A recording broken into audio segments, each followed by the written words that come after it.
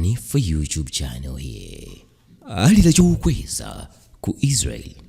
Pamene dziko lino likupitilirabe kutumiza achinyamata kuti akagwire ntchito zaku munda ku dziko la Israel pa mgwirizano umene mayiko a Malawi ndi Israel anagwirizana.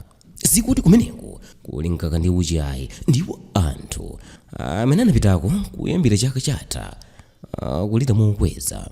Izizi akuti zili mutili kamba kakuti amene analumikizisa kumeneku kuti apeze ntchitozi aja mchingereza amachita kuti ma recruitment agencies ndi amene akumalandira malipiro awo apamwezi ndi kumawanyemera iwowa kandalama kochepa imene akuti ma agentiwo ndalama inayi akumayitumiza kuno ku Malawi. Anthuwa akupempha ma agentiwa kunena kuti asiye kugwira malipiro awo ndipo ntchito imene akugwirayo isakhale ngati ukapolo.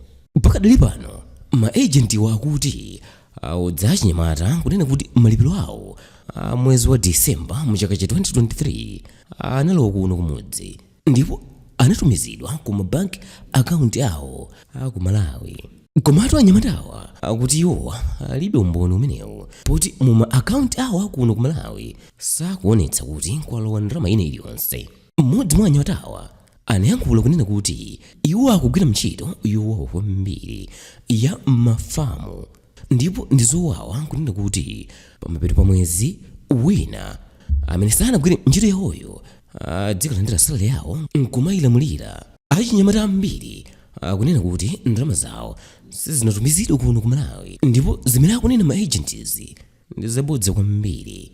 Iwo akuti akudziwa kuti ma agentiwa analandira malipiro awo pa 9 January mu chaka cha 2024 koma anangowapatsa 10% ya malipiro awo ponena kuti ndalama inayo ayitumiza kuno ku Malawi koma mpaka pano kulibe kanthu kuma account awo. 10% imene anapasidwayi akuti ndi ndalama yochepa kwambiri poyerekezera mmene moyo ulili wodola ku Israeliko. Poyamba achinyamatawa akuti sanayembekezere kuti malipiro awo apamwezi adzilandira ndi ma agentiwa.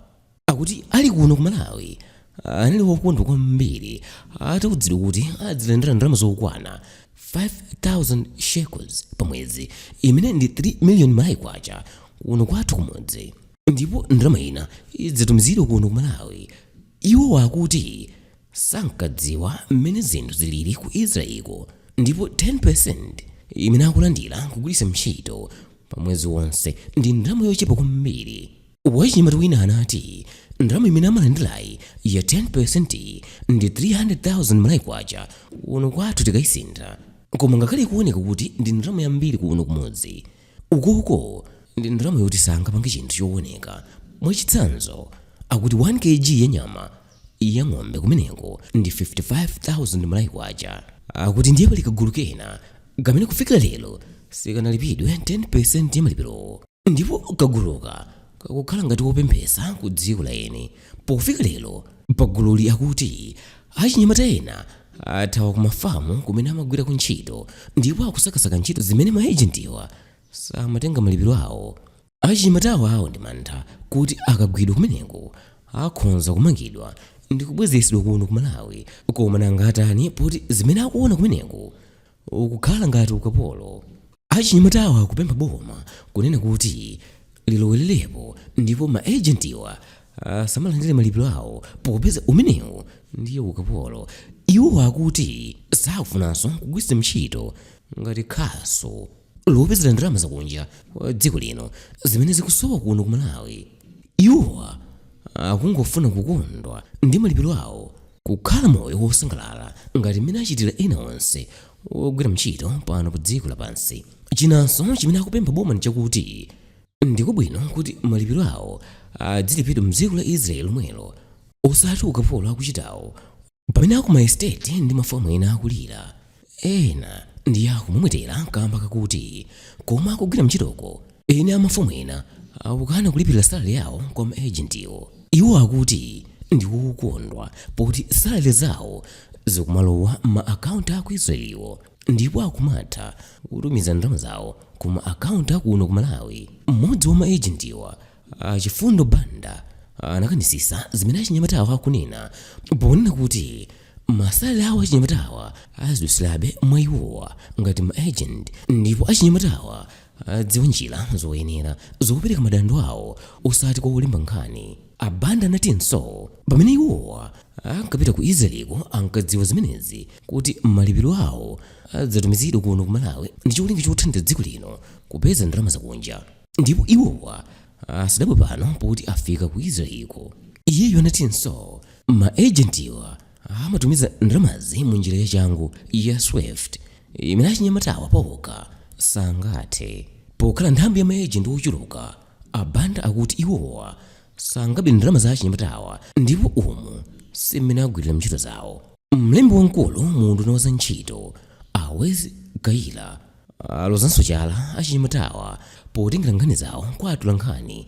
Alira anati pokhala kuti mgwirizanowu unali ku dziko lino ndi dziko la Israeli, achinyamatawa amene akudandaula kudzera ku nduna wa za ntchito umene ndi boma la Malawi komanso amene anawalemba ntchito, iwo anati ndi wodabwanso kunena kuti nthawi imene amawaphunzitsa za mmene azikakhalira ku Israeliko, achinyamatawa anawuzidwa kuti mbali ina ya salale yawo idzatumizidwa kuno ku Malawi ndi cholinga chakuti abweze ndalama ya tiketi ya ndege, ndi kuti inayo adziwasungira imene adzayipeze akazabwera kuno kumuzi. Kwa achinyamata amene athawa m'mafamumu, Alira anati akapezeka anthuwa ndiye kuti agwidwa ndipo akubwezedwa kuno ku Malawi.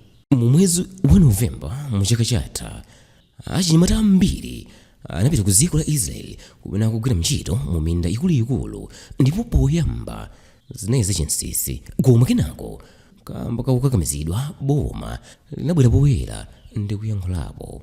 Pofika pano dziko lino latumiza achinyamata osapitirira zaka 35 okwana 679 amene akugwira ntchito zakumunda ku dziko la Israeli, ndipo ena akhala akupitabe mtsogolomo.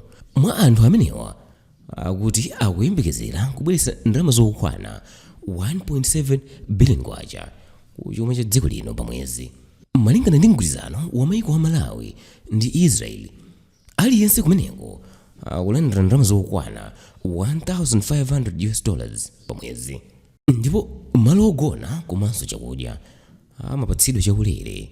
Aneli kapatuka amene ndi wofalitsa nkhani ku nduna za ntchito akuti malingana ndi mgwirizano wawo dziko lino limayenera likhale latumiza achinyamata okwana 15,000, ndipo ngati dziko lino lingathe kutumiza achinyamata otere ndiye kuti boma la dziko lino lidzipeza ndalama zakunja ija imatchedwa forex zokwana $22,500,000 kapena kuti 38 million kwacha pa mwezi, ndipo pa chaka ndalamayi idzikwana 459 billion kwacha.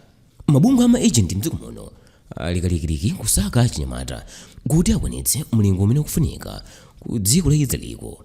Mkulu wa Workers for Arava Farmers mdziko muno Justice Kangulu anati pano bungwe lawo latumiza achinyamata okwana 109 ndipo akuthamangitsa mapepala kuti maviza okwana 2,000 anthu ake akalatipita posachedwapa. A Ryan Recruitment Agency akuti ali ndi anthu okwana 5,000 amene akuyenera awatumize ku Israeliko, ndipo akuti posachedwapa mlingowo ufika pa 10,000. Achifundo Banda amene ndi mkulu wa bungwelo akunena kuti pano apereka kalata za anthu 600 ku immigration ya dziko la Israel, ndipo ena 200 anyamuka posachedwapa pa ndege imene ikubwera.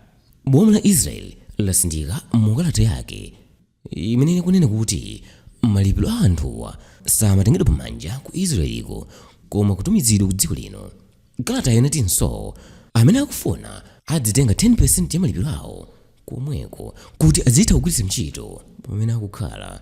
Pa 30 January mchaka cha 2024 ku dziko lino kunabwera ndege yochoka ku dziko la Israel yodzatenga achinyamata ena kuti azikagwira ntchito kumeneko zakumunda. Achinyamata amene amayembekezera kukwera ndege anali 140 koma 21 anakanika kamba kolephera kukhala ndi zowayenereza pa ulendowo. Achinyamatawo akuti akanika kamba kuti analibe maviza oyenera, ndipo bungwe limene limawakonzera ulendo wawo iwowa la Workers for Arava Farmers lichita chotheka kuti pofika loweruka sabata ino anyamuka anyamatawa. Achinyamata amene anyamuka mdziko muno ndi okwana 119 pa 140 wa